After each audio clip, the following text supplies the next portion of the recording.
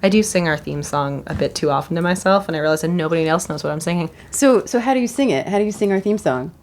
Like, do you go deet deet deet? Like, Yeah, I do my actually... deet deets, but I usually deet deet deet deet deet to myself, and I always have to like look sideways on the deet deet deet deet deet.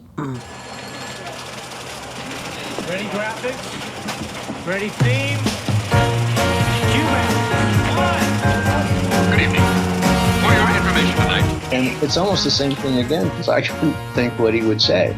But it's funny how that stuff, it happened a number of times on Becker too, where it's just a line you don't even think is important that you just throw out there. And maybe because you don't think it's important, it becomes memorable. Hi, I'm Jessie Mullins. Hi, I'm Lauren Milberger. And welcome to an interview episode A special interview of the Murphy Brown podcast, which are some of our favorites. We will be joined by Russ Woody. It was a really, really fun interview, guys. Yeah, I hope you tune in. We had a great time. He is a delightful human. He lived up to the hype from the rest of the creators. Yes, very much so. Please follow us on social media. You can find us at Murphy Brown Pod on Facebook, Instagram, and Twitter. The email is murphybrownpod.com. Our email is murphybrownpod@gmail.com. If you listen to us on iTunes, please hop on and give us a quick rating and review. We'd love to hear from you, and also it helps more people find us. So we hope you enjoy this and let us know. And then we will see you next week for part 2. Yes. Hope enjoy. Enjoy. Bye. Will the mystery guest please sign in? Hi, I am mysteriously Russ Woody. I worked at Murphy Brown for the first couple of years. The original group of writers there, who, believe it or not, we're all still great friends. That's probably my favorite part, seeing everybody catch back up on social media with this revival. Same here. Yeah.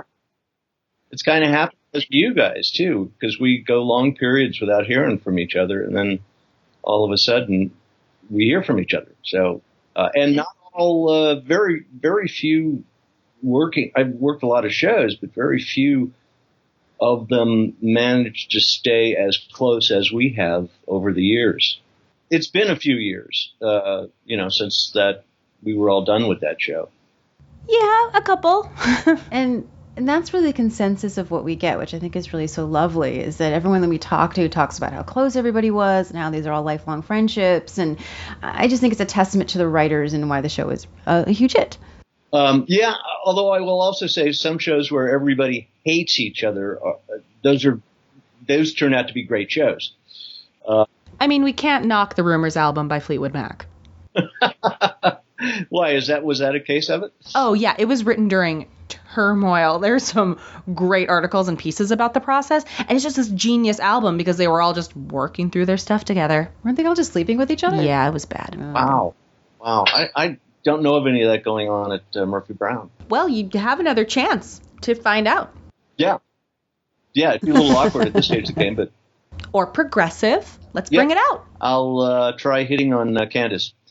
Yes. Let us know how that goes. No, I think when we were on the show, we were walking to the stage, and I don't think Diane English knew we were behind her, but Tom Seeley whistles at her, and she whirled around like she was gonna just slash his neck and take his head off. And he put his hands up and goes, "No, it's just me, it's Tom. I was just kidding." It's like the opening for that episode. Oh, what episode is it? The Bitch is Back. The Bitch is Back. So in the opening, we see Murphy chase down a catcalling construction worker, but the first woman to walk through is Diane. Yeah, she cameos in it. Yeah, and in this, she doesn't get him. She gives that to Murphy. Yeah. But Murphy chases him down the street. But Diane is the first person to walk through. So we like to talk about people's origin story. What made you become a writer, and eventually what brought you to Murphy Brown? My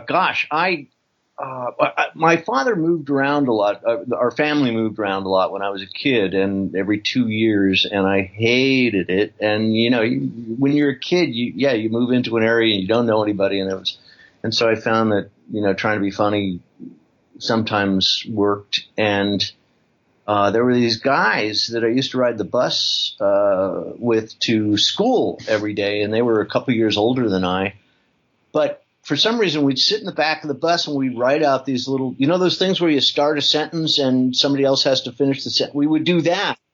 but and usually it was profane, but it was to make us laugh. And I just remember doing it once or twice and just getting a great laugh from the back of the bus. I thought, God, this is not bad. I could write for a living. And then I did. I went to school at Chico State in California, which is very. A lot of the people that I work with are from Harvard and Yale and those things. And then it goes around the table to me, and I go, "Yeah, Chico State, pretty impressive." And they go, "What the hell is that?"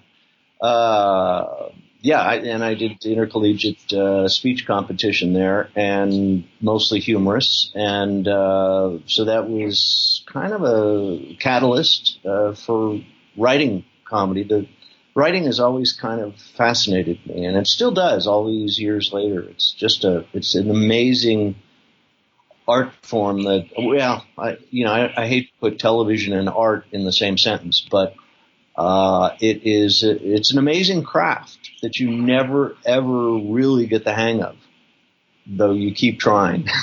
So, yeah. So how quickly did you get into writing for television?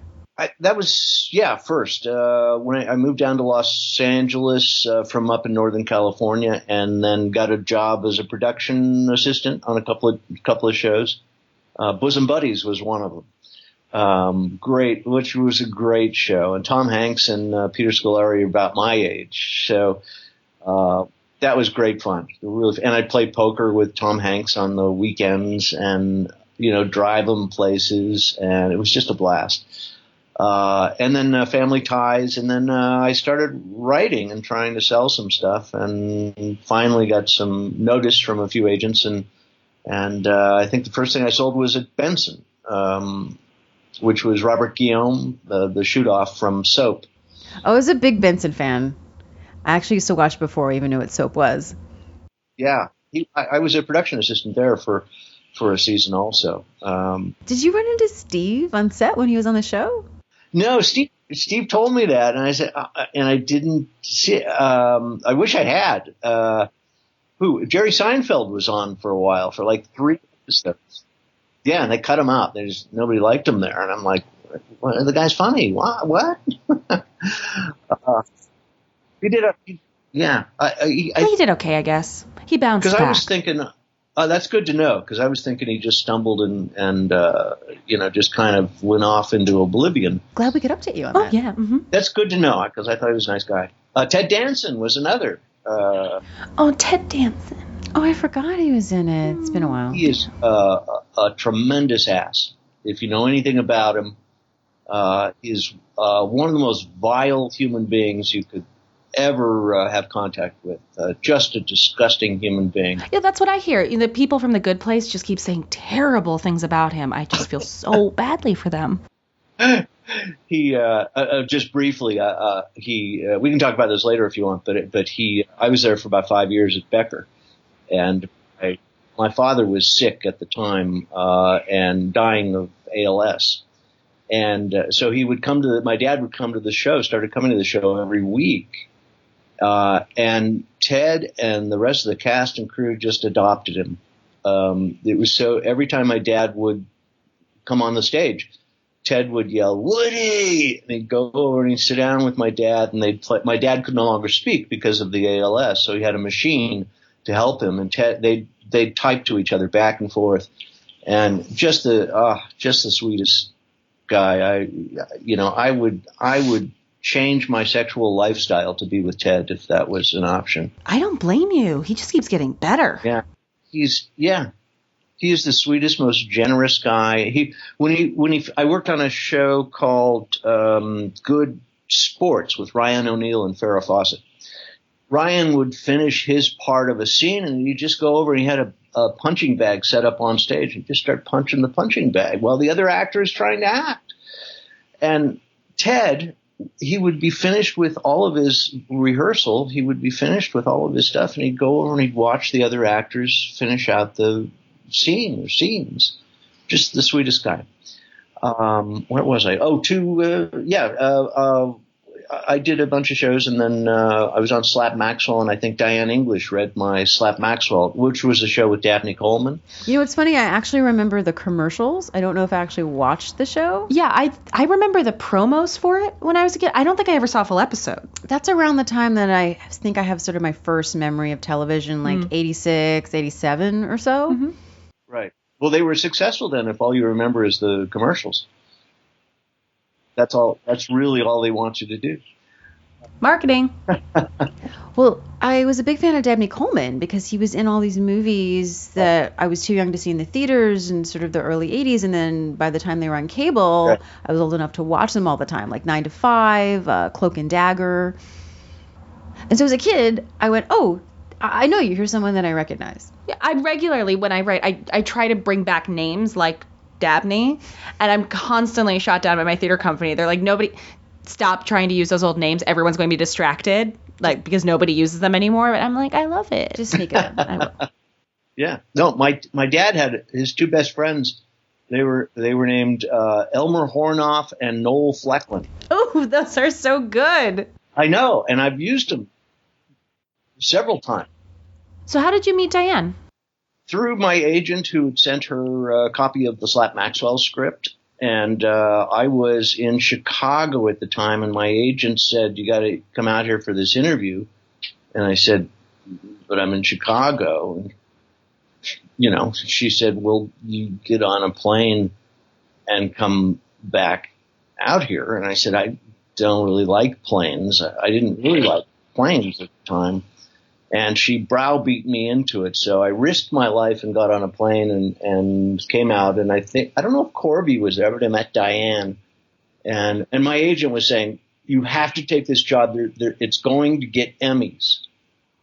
And my agent didn't know me very well because I don't have great interest in Emmys. But but yeah, I met Diane and I thought she was very nice. And she just kind of put that group together, and it was a blast. It was really cool, and the cast was great. Candace was always.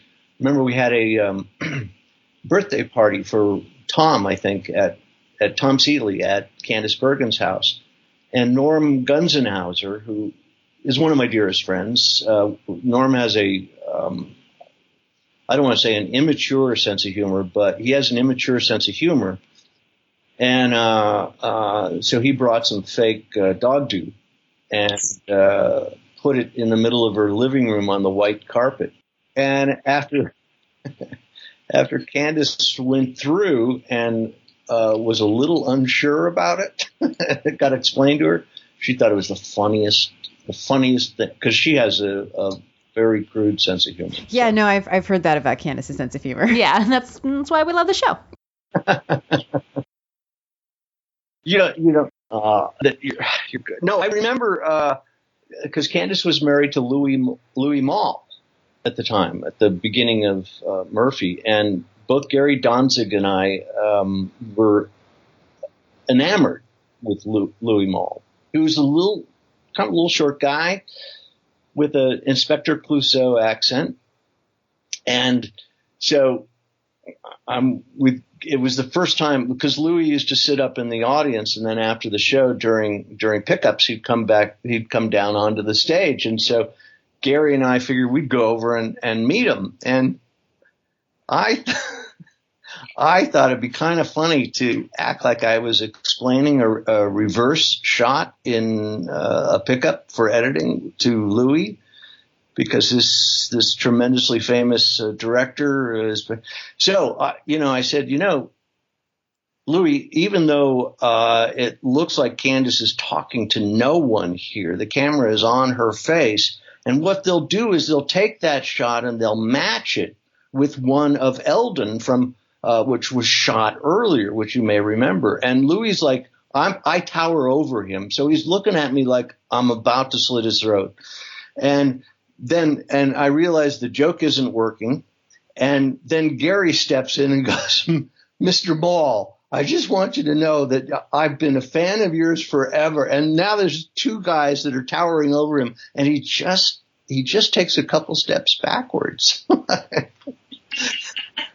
And then we told Candace about it later, and she goes, "Oh, that's really funny. I'll tell him." He'll think that's funny. So one of the things that fascinates me about writing for television, especially in a structure like this, is that you have a close vicinity with the actors. But I have read and heard from writers in various situations that some choose to interact with the cast members more than others. Some choose to keep a distance, and some choose not to because it may interfere with the character that they're writing. Did you notice any of that or feel that yourself? To not be friends with or come? Oh, well, that's interesting. Maybe for some people, it never occurred to me. It just seems like those are different people up there on the stage. Grant Shaw and I became great friends. And the rest, just we would go out together sometimes. And, Candace, I was always a little nervous to talk to because she's Candace Bergen, who is, the first time I saw her, I mean, she looks pretty on television, but the first time I saw her, I was like this, and she's stunning. Just an amazingly, stunningly beautiful woman. I don't know where I was going with that. It makes me think of, there's this quote of John Rhys Davies where he talks about meeting Julie Christie for the first time and how she was the most beautiful woman he'd ever seen in person. Really? That it was like something a camera couldn't even capture. Yeah, I think that was true for her too. So one of the things that we've gotten from a lot of the writers on the show is how much they admire your work. And looking at your list of episodes, your work tends to be very creative and different. Is that a conscious thing that you think of, or where do you think that comes from? That's interesting. And now I got to take back all the bad things I've said about those people. You don't have to. We can edit that out. Good. We'll just between us. Gosh, I think I'm just a regular writer. What I really love finding is gosh, I don't know. I love small characters. I love like when you have a 3-year-old and you could kick the living crap out of a 3-year-old, and you give a 3-year-old some pudding, and this little kid is standing there and it goes, "This is lemon. I don't want lemon. I would rather have the berry pudding." And they're like 3 feet tall and they're bossing you around. And there's something really, if you apply that to an adult, the only one I kind of remember is Kyle. He was kind of that way. He was just this, when you have Louis De Palma on Taxi, he could get away with murder because he was a little guy with an attitude.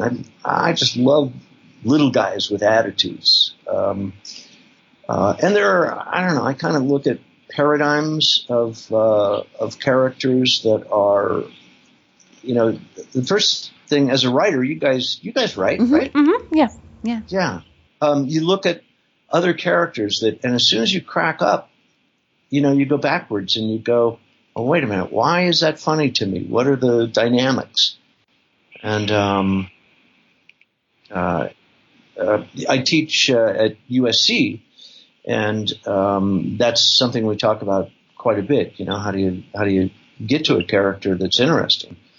And it's not, if you read books and stuff about it, they make it really, really complicated. It's not. I mean, sometimes you can find a great character just by figuring out what pisses them off. What irritates my character? What about this other character? Like Murphy is easy, especially with those secretaries, which became the bane of our existence because she had to have a new one every week, and we're like, oh my God. But all you got to do is, because her attitude so well, she is so easy to piss off. It's really just plugging something in, almost anything in, and taking it to one level further. One of my favorite regular characters that you treat beyond the quirky new characters that you bring into your episodes, I really love how you wrote Miles and what sets him off, because we know he's a tiny neurotic little man, but there's something about when something gets in his way and we watch him develop in the face of the adversity. I see a lot of his character growth in your episodes in particular? Oh, all right. Now, the death of, no, it was originally called Death of a Silverbird. Wait, what? I forget. What Nowhere to became Run was called Death of a Silverbird? Nowhere. Yes. That's amazing. I want that title back. Oh, we're taking it. All yours. So I think that we were talking about character, and particularly since we have already covered Kyle, do you remember the difference between what you originally wrote and then casting Leslie Jordan, and how different that changed through the week? I don't remember a lot. I do remember he as everybody loved him on the stage, and I thought, me too. I thought he was great. As we got closer and closer to airtime, though, he became more and more flamboyant, and I was just a little concerned that was drawing attention away from who his character was. But he did manage to pull it off great. So it was a good match, and that seems to be an episode that people just really gravitate to. We say bye What? a lot. We say his bye. Oh, his back. His back. Yeah. Yeah, he's a nice guy, though. Really nice. When you wrote the character, what were you envisioning? Just kind of like what I mentioned before is a small guy. I think he causes a bunch of problems for Murphy, if I'm not mistaken. For everyone. Yeah, and somebody like that, it's hard to get mad at them if they're diminutive. And it seemed like a really good match to me to cause more and more problems for Murphy and everybody else. If he was a guy you really couldn't attack. Yeah, because you'd win. You'd feel bad. Murphy gets more and more frustrated with him, right? I'm remembering right. And they all do. They all think he's great, and then he keeps showing up at gyms for dinner, and the lack of self-awareness is what I find so amusing. Yeah.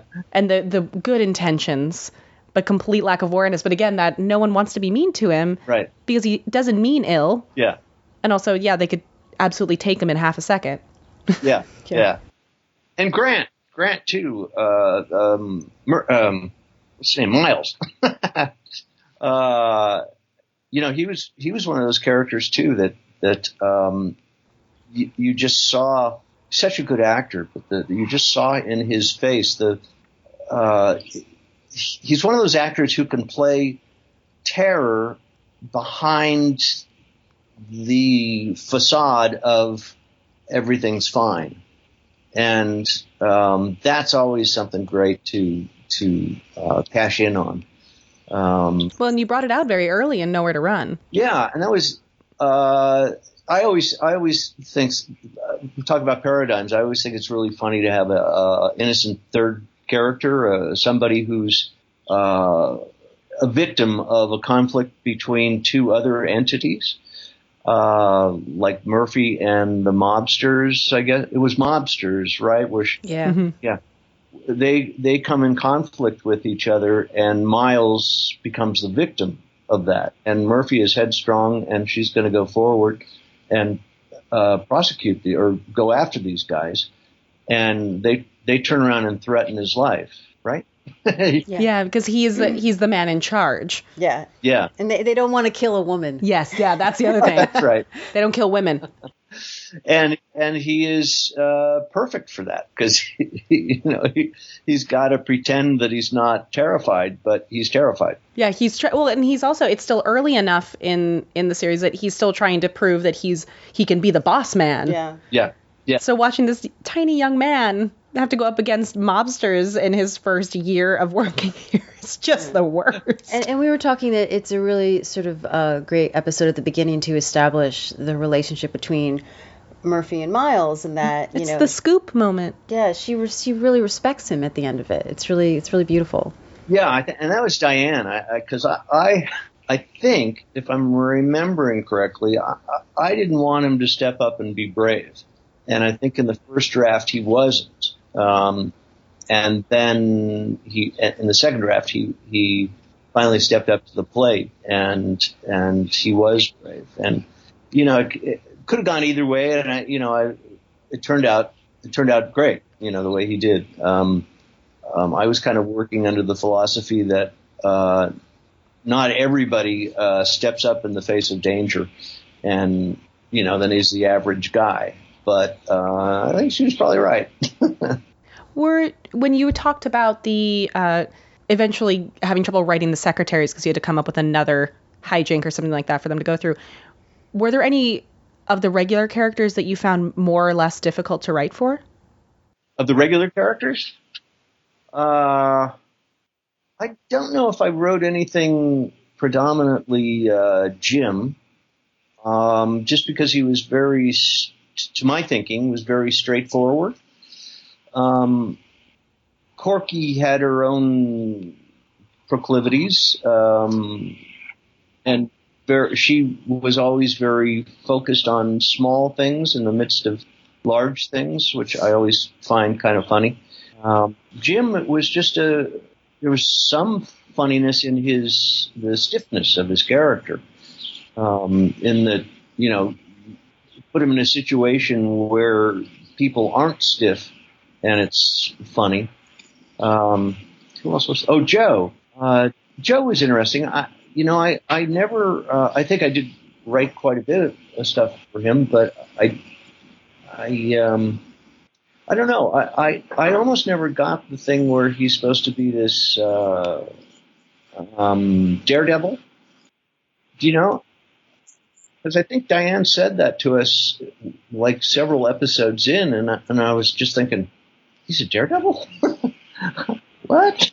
Yeah, we do talk a lot about his investigative reporting and that bomber jacket that he wears. We're talking about how that's probably a gift from an assignment and all that stuff. But we don't see in the field Frank. Yeah, that's true. Well, I think that there's a difference between his public persona and his private persona. Yes. Right. And then he's actually, we just did the Why Do Fools Fall in Love episode. We just recorded that recently, and we were talking about the soft, gooey inner romantic inside this neurotic man.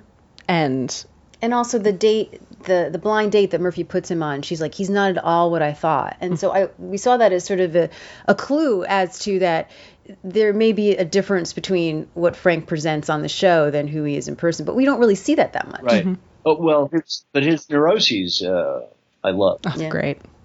I came back. They asked me to do a script maybe a couple of years or so after I left, and I forget what the whole story is, but Frank goes to see a psychiatrist. Yes, I remember that one. That's the one where Bob Newhart is in, right? Oh, yeah. I think so. Yeah. Mm-hmm. And interesting enough, we realized that Richard Schiff from The West Wing is also in that episode. Yes. So it's kind of a big episode. Just talking about that one. Oh, yeah. I worked with him a few years after that, and he goes, "Oh, Russ Woody, I know you." And because he was in the scene where Frank is, I forget how it goes. I think Richard Schiff was in a session with the psychiatrist, and Murphy and Frank come in to talk to the psychiatrist. But Richard Schiff was talking about how he thinks he's got a handle on his problems. He knows that he has to be more assertive in his life and with people, and by golly, he's going to do it. And then, oh no, it wasn't Frank. Murphy just comes barreling in and says, "I want to talk to you."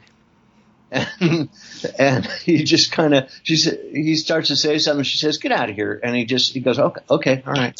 And then he leaves.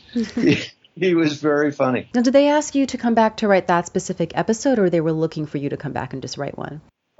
As I recall, I think I just went back and pitched something and just wrote one. And they were nice enough at the end of that scene where Murphy is yelling at the psychiatrist, and she turns to leave, and she sees a diploma on the wall, and she says, "Chico State, what the hell is that? College of Marx Brothers?"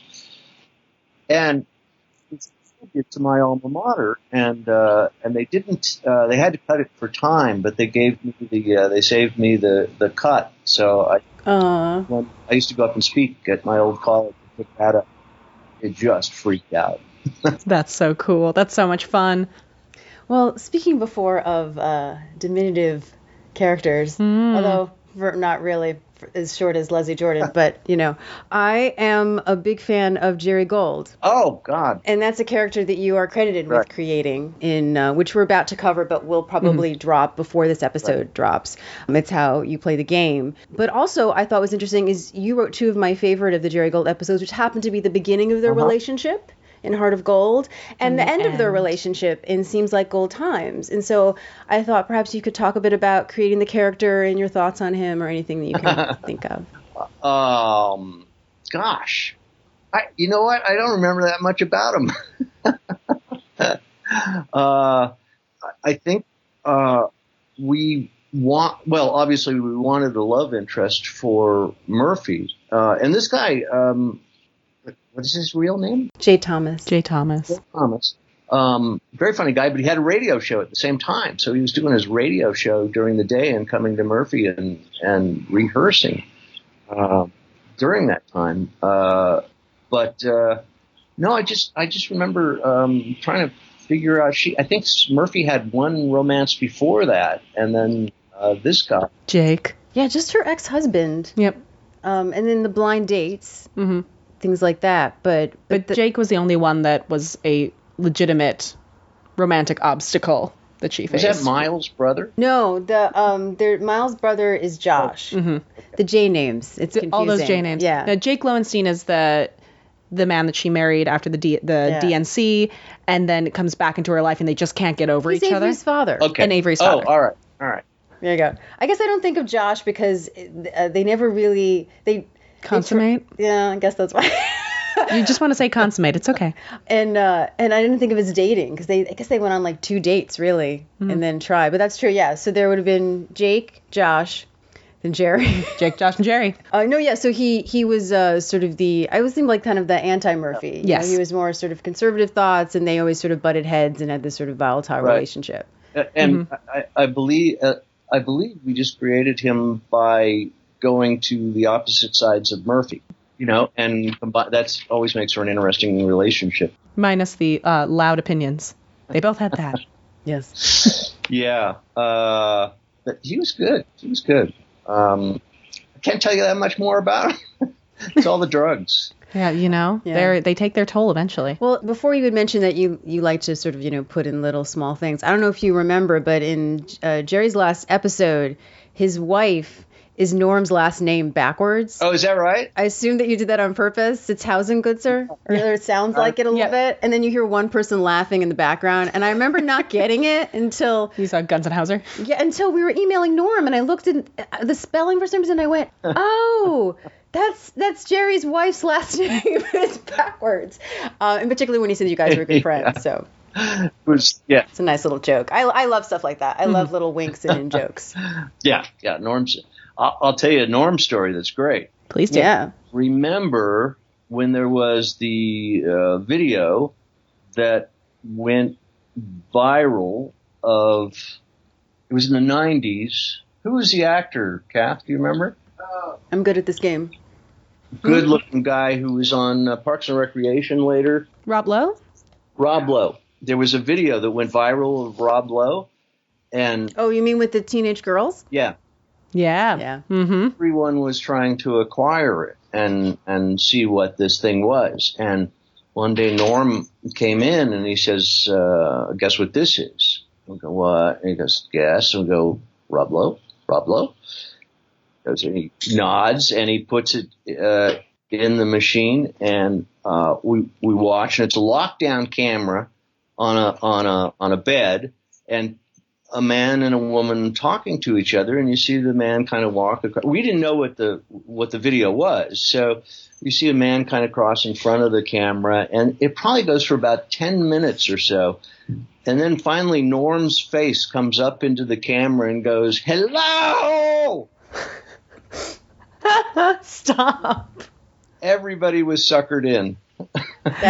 I love the fact that it's 10 minutes. Yeah. That's the best. On and on. That's a long con. Yep. Well, and we thought, that it was a gonzo shoot, so it was, there's no cutting or editing, so we're just waiting. We're going, yeah, okay. Probably. Do you have any favorite episodes that you've written that you can remember? That I've written. Gosh, I don't know. Death of Nowhere to Run, I suppose, is fun because it's Mrs. Kinsella. Oh yeah. Oh, yeah. Here's to you, Mrs. Kinsella. Yeah. Yeah. In fact, Grant has to say, Miles has to say something to Frank, I think, and turn around and walk into a door. So they sent, because that's what I do. I've perfected the art. So they sent me down to the stage to work with Grant so that when he turns away from Frank, he walks into the door and bangs his head. So That's all you. I was helping with the stunts. Yeah, where's that credit? Yeah. Seriously. It's your stunt credit. But it's funny, too, how sometimes lines that you have no intention of, sometimes they're just placeholders that people like. There was one in the other, the one about the psychiatrist where Frank is yelling at Murphy and he goes, God, you think you're perfect. You think you're like an orange or something. And Murphy goes, an orange. And it was just it was almost me thinking in real time the way Frank was, because I couldn't think of anything else that was perfect. And an orange really isn't perfect, but I keep people keep mentioning that. And the other was Miles, who's talking about Mrs. Kinsella, and he says, it's her, the sex woman, because he couldn't think what else to say. And it's almost the same thing again, because I couldn't think what he would say. The sex woman. But it's funny how that stuff, it happened a number of times on Becker too, where it's just a line you don't even think is important that you just throw out there. And maybe because you don't think it's important, it becomes memorable. Oh, I would say no matter how much I write or create within comedy, I'm always funnier just as a human when I'm flustered. The things that I say when I'm upset are hilarious, and I can never recreate it quite to that extent. For me, it's when I'm really tired and I'm not editing myself. Mm-hmm. I'm hilarious. I'm like, what did I say? Quite salty and but I'm usually too exhausted to actually type it out, though. That's the irony of it. Right. If you're tired. Mm-hmm. Yeah, but I'm great in I am. I'm going to say I am, like it's 1995. Instant messaging. Yes. Yeah. It's hard to get it on paper, too. Oh, it is. Especially because I think one of the hardest parts, and, let me know if this isn't the same for you, but when I'm writing is that I have to try and turn off my editor and just get it out there first, because the first thing that will stop me is I start editing as I'm going. Yeah. And a lot of that with comedy is I'm like, I just feel like that line could be, I feel like the rhythm's off a little bit. I'll just go back. I'll just go back and work on it. And then you're losing the rhythm of the rest of the piece. Mm-hmm. You have to go back. But what did I just hear it on? Somebody was saying I think it was Dax Shepard has a podcast that I'm a big fan of. And he was saying about a famous creator whose name I'm going to forget, and I will correct in the show notes, but says that being a writer is signing up to do homework for the rest of your life. Oh, yeah, I've heard that before too. And it's that for some people it comes really easy, and then sometimes when you're really especially when you're supposed to be funny, you're writing a comedy, you're supposed to be funny, all of a sudden being funny is the hardest thing you've ever done. Yeah. Well, I always try to think of a lot of writers will say you have the vomit draft. Yes. That you have to just get it out there. And I have to always remind myself, don't edit, just get it out, just finish it. Particularly when I feel like I have writer's block and I know I have to finish this scene. And sometimes I have a deadline, which I'm know Russ, you're familiar with. And so it becomes just put it out there and then you can go back and edit it later. I mean, writing is in the editing, many people say. And that's actually sort of segueing why I'm fascinated with the old multi-camera sitcom way of writing is the fact that you just keep writing new drafts. Yeah. And with other people. And I think that's sort of, fascinating that it becomes, you don't even know where we've heard from the writers whose joke is whose. Mm-hmm. Well, actually, no, Corby always remembers. Whose joke was whose. Yeah. Can you speak a bit about the writing process for multi-camera in your experience? For multi-cam, I mean, I don't really like it. So I don't like No, I don't dislike it, but a lot of it kind of becomes like factory work because you're sitting at a table with 10 other people, or in this case, 7 other people, and it negates the creative writer's process in a sense. And the other sense is you get the best of the joke. It's particularly for jokes. It's really tough to do that with story or structure of story. Although that's what I spent a lot of my career doing. on a whiteboard, figuring out what but there again too, if you're in charge of the whiteboard, it's just you writing it and everybody's putting things in. But on a regular rewrite, it takes a while to learn how to do it. And baby writers, you can see it. And what I tell my students is one of the best things a person can do who's new to the environment, when you hear somebody else pitch something that's pretty good but didn't quite make it, you can work on that. But as soon as you repitch it, say, this is off of what so-and-so said. When somebody the showrunner's out of the room, when somebody pitches something that's really funny and you're going to repitch it to the showrunner, you say, well, this Bob had a great joke there, great joke, and repitch it. And that way everybody feels included. They're not afraid to pitch when the showrunner's out of the room. And the whole idea is to make those with you feel comfortable enough and useful in the process, so that when somebody pitches something out that's not that great, but it's kind of an area, which is how jokes come about. I think one of the Monty Python guys said, a joke is never pitched out just the way it is. It's pitched out and somebody repitches it and somebody pitches it again, and then somebody misunderstands what was just said and pitches something that's hilarious. And it's kind of the way a joke works. And if you don't understand that, it's a hard process to go through. But if you do understand how so that it just becomes like a relay race, and you get to a really funny joke that way. And it's a group process. And some people come out with one-liners, bang, like that. Steve Peterman's really good at that.